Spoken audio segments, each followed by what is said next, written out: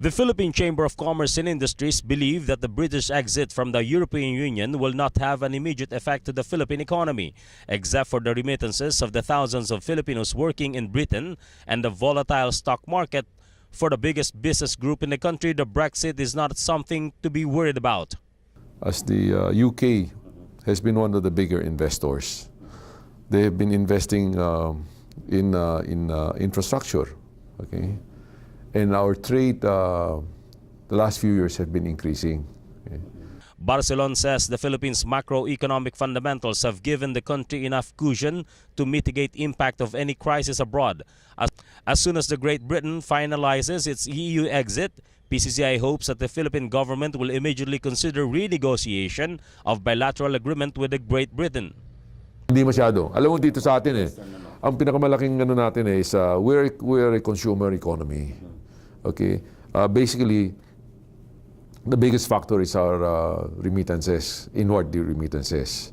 And that is sustaining our growth for the last, I would say for the last so many years, no? And that will continue. For the Philippine exporters, Sergio Ortiz Luis of the PhilExport says only a fraction of Philippine exports to EU will likely get affected by the British exit. But he admits that the British exit may result to an economic slowdown that may also result in import slowdown. Well, kung magkakaroon ng somehow a slowdown in the economy of Great Britain, yung mga orders mababawasan and there's nothing we can do about it. Pero at this early after the referendum, last week lang naman ito wala pa kayo natatanggap na stop order? Wala naman. This will come naturally, not because, but because kung mahihirapan yung umu-order sa financing niya. As the fifth largest economy in the world, the British exit from the EU worries the financial market, both its stocks and the currencies, as its immediate effect.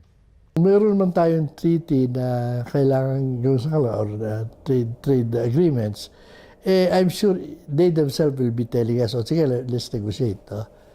Or they will just adopt some of these agreements na nasa EU or gawin nating bilateral. The British pullout from the EU will be formalized in 2 years. Until then, the Philippine government could only do so much by waiting and renegotiate its trade agreement if it's needed. For the People's Television, Jorge Bandola.